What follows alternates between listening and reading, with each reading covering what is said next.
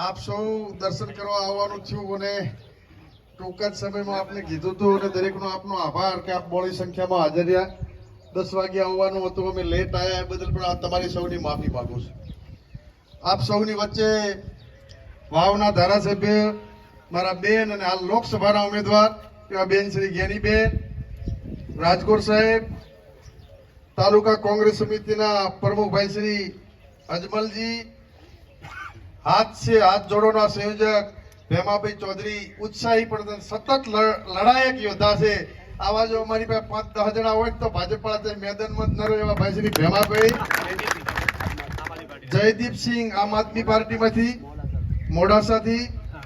આપ સૌ બધાના નામ લઈ શકો પણ હવે સમય ઓછો છે. સેકરાથી ફોન આવે રામપુરા જવું છે એટલે માફ કરજો. સૌ તમામ સમાજના ધોળી તલી સમાન આગેવાનો અને મારા નવગણ જેવા યુવાન ભાઈઓ, આપ સૌ જાણી રહ્યા છો કે આ ચૂંટણી, આ લોકસભાની ચૂંટણી એ માત્ર ભાજપ કોંગ્રેસ વચ્ચેની ચૂંટણી છે જ નહીં.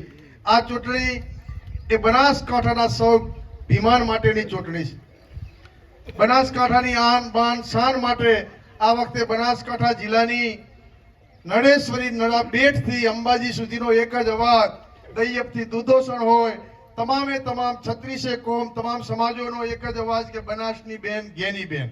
અને એટલા માટે છે, આપ સૌ જાણી રહ્યા છો, કાવા દાવાની નીતિઓ સહકારમાં જ્યાં જ્યાં મંડળીઓ હોય, ડેરીઓ હોય, એ દરેકને દબાવવાના, હેરાન કરવાના, વર્ષોથી સહકારમાં હોય એમાં પણ ભાગલા પાડી અને સહકારમાં તોડફોડ કરીને કબજા પણ બીજા લઈ લે, આ પરિસ્થિતિનું નિર્માણ થયું છે. તમારે જો આ જિલ્લાની પ્રજાને શાંતિથી સૌમાન ભેર જીવવું હોય તો આ વખતે મક્કમ થઈને ભાજપ કોંગ્રેસને નહીં પણ બનાસકાંઠાને આઝાદી અપાવવા માટેની ચૂંટણી છે. આપ સૌ કમર કસી લો એવી આપ સૌને મેં વિનંતી કરું છું.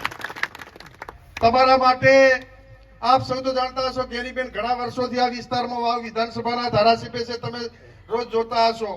ખેડૂતો માટે હોય, કાર્યકરો માટે હોય, કોઈ પણ સમાજ માટે હોય, હર હંમેશા દમદાર તરીકાથી લડે છે. ખેડૂતો માટેનો અવાજ ઉપાડવાનો હોય, પાણીનો પ્રશ્ન હોય, જમીનનો પ્રશ્ન હોય, કેનાલનો હોય, દરેક પ્રશ્નો માટે હર હંમેશા લોકો માટે લડતા એક નેતા છે. ત્યારે આપ સૌને ખાતરી આપું છું કે ઘણા નેતાઓ તો પહેલા હંમેશા નેતાઓ બીકે ગઢવી સાહેબથી મળીને તમામ નેતાઓ હતા, લોકો વચ્ચે રહેતા હતા.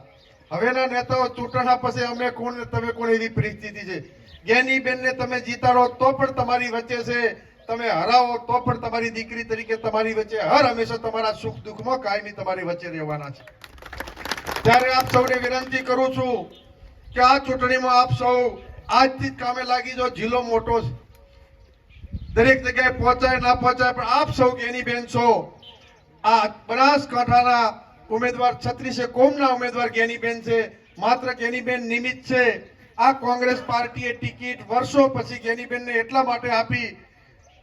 તમને ખાસ કહું કે બેનને વિધાનસભા વખતે હું ભેગો હતો, ઉપરથી એવડા ફોના, તમે કોઈ ટોટલ ખર્ચો તમને જીતાડી દેવાના, મંત્રી બનાવી દેવાના.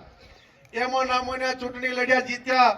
આ વખતે કીધું તમે રાજ્યસભામાં ફોર્મ ભરો તો પણ બેને ના પાડી કે ના, મારા ગરીબ લોકોએ કાળી મજૂરી કરીને ફાળો આપીને, હું ગરીબ પરિવારમાંથી આવું છું, ચૂંટણી લડવા પૈસા નતા, એ વાવનો વટ વાવ વિધાનસભાના લોકોએ પોતાના સૌ ખર્ચે લોકોએ જીતાડ્યા હતા. અને અમે જો આજે વેચાઈએ તો કુદરત પણ માફ ન કરે. એટલા માટે છેલ્લે સુધી મરણીયા પ્રયાસ કર્યા. હમણાં તો તમામ ભાજપના આગેવાનો 1 મહિનો લોહી પીધું, બેનને સમજાવો. બેન ન માને મને કીધું કદાચ કે ઠાકરસિંહ નું માનશે. બેનને અમે લોકસભા અપાવી દઈએ, ફંડે અપાવી દઈએ, વધશે ત્યારે મેં એમને કીધું હતું કે ફંડ વધે તમારી પાસે રાખજો. દુનિયાની કોઈ બેંક નથી કે અમારા વાવ વિસ્તારનો વટ જ્ઞાનીબેન છે, કોઈ બેંક એમને ખરીદી ના શકે. ભલે ગરીબ પરિવારમાંથી આવે છે પણ તમારી ધન દોલતો માટે જે વેચાનારા હોય એ વેચાનારું ખમીર બનાસકાંઠાની જનતાના ભરોસે હોય ત્યારે ક્યારે વેચાય નહીં. નહીતર આપે જોયા હશે કે જે પૈસાદાર હતા, જેને સત્તાની ભેમાભાઈ લાલચો હતી, કોંગ્રેસ પાર્ટીએ ઘણું બધું આપ્યું હતું, એવા મોટા મોટા ધારાસભ્યો હમણાં જતા રહ્યા. પણ બેને કીધું કે નહીં, વેચાવું તો મારા બનાસકાંઠાની ધરતીનું તાવણ લાજે, હું ક્યારે વેચાઈ ન શકું. હમણાં રસ્તામાં ભાઈ શ્રી બીકે ને મેં અત્યારે વાત કરી. બીકે કે આ ઓફરો તો ખૂબ આવી, બધા મોટા નેતા જતા રહ્યા, બેન કેમ નતા જતા રહ્યા? ત્યારે મેં બીકે ને કીધું ભાઈ બીકે દેતાલ એ વાવની ધરતી વાવના મતદારોએ ચૂંટીને મૂક્યા છે. એક વખત અમેરિકાના લોકો આયા અને ટહુક ટહુક કરતો મોરલો બોલતો તો એમણે કીધું કે અમેરિકામાં આવું પ્રાણી નથી અને આ રાષ્ટ્રીય પ્રાણીને મારે અમેરિકા લઈ જવું છે. એ અમેરિકા લઈ ગયા, પણ એ મોરલો અમેરિકાની ધરતીમાં ગયા પછી બોલે નહીં. ફરીથી એમણે વિચાર કર્યો કે આ બોલે નહીં, વિશ્વની મહાસત્તા અમેરિકા અને આ હિન્દુસ્તાન ગરીબ દેશ છતાં અહીંયાનું પ્રાણી અહીં કેમ બોલતું નથી. તો એમણે કીધું કે હેડો આપણે હિન્દુસ્તાનનો ફરીથી એ નાગરિકને બોલાવવા છેવાડાના પાઘડીદારી વટવાળી પાઘડી મોજડી અને વાંકડી મૂછવાળા અહીંથી લઈ ગયા અને મોરલો ફરીને ટહુક ટહુક બોલવા માંડ્યો. ત્યારે કવિએ કીધું, અમેરિકને પૂછ્યું કે આ તો શું છે કે મોરલો બોલે? ત્યારે કવિએ કીધું કે મોરલો એમ કહે છે કે મારી હિન્દુસ્તાનની ધરતીનો એ ભલે ગરીબ માણસ છે, મારી પાઘડીનો વટ આવ્યો હોય અને આજે હું ન બોલું તો મારી ધરતીનું ધાવણ લાગે. એમ બેને કીધું કે મને જયારે વાવ વિધાનસભામાંથી લોકોએ ચૂંટાઈ મૂક્યા હોય અને હું જાઉં તો મારા માટે ના ધરતી માટે કલંક લાગે એટલે વેચાય બીજા. માટે આપ સૌને વિનંતી કરું છું, જીવવાનું છે તમારા માટે, મરવાનું છે તમારા માટે. કોઈએ ડરવાની જરૂર નથી. અને જો બેન લોકસભા જીતી જાય તો આજે ત્રાસ છે સહકાર વિભાગમાં, એની સામે આંદોલનો કરવા પડે, ધરણા કરવા પડે તો સહકારી સામે સંસ્થાઓ સામે કરી અને તમને આઝાદી અપાવવા માટેની ચૂંટણી છે. એની બેન તો વાવના વિધાનસભાના ધારાસભ્ય હતા. મેં ના પણ પાડી હતી કે બેન રેવા દો, વિસ્તાર મોટો છે ભેમાભાઈ અને આપણે શાના માટે લડવું જોઈએ, આપણે ધારાસભ્ય છો. ત્યારે બેને કીધું કે વારંવાર સેવા સંસ્થાઓ, દૂધ ડેરી હોય, સેવા સહકારી મંડળીઓ હોય, એ તમામ સમાજોને હેરાન પરેશાન કરે છે. અને આમાંથી પહેલા જેમ અંગ્રેજોને કાઢવા માટે આ દેશમાં કોંગ્રેસે બલિદાન આપીને લડ્યા હતા. આપણે લોકસભા જીતવા માટે નહીં, સંસદ માટેનો મોહ નથી, પણ આ બનાસકાંઠાની પ્રજાને આ સહકારી સંસ્થાઓના ત્રાસમાંથી આઝાદી અપાવવા માટે મારે સંસદ લડી અને સંસદ બનીને એની આઝાદી માટેની લડાઈ લડવી છે. તમારા સૌના માટે લડે છે. કોંગ્રેસ પાર્ટીએ આ નાવને તરતી બનાસકાંઠાની 18 આલમના ભરોસે મૂકી છે. આ નાવને તારવી કે ડૂબાડવી એ તમારી સૌની જવાબદારી છે.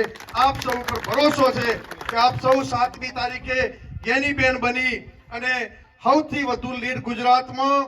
હવે તો અમારા મિત્રો પત્રકારો પણ કહે છે ભેમાભાઈ કે આખું ગુજરાત કહે છે કે બનાસકાંઠા કોંગ્રેસ જીતે છે, બનાસકાંઠા કોંગ્રેસ જીતે છે 100% છે.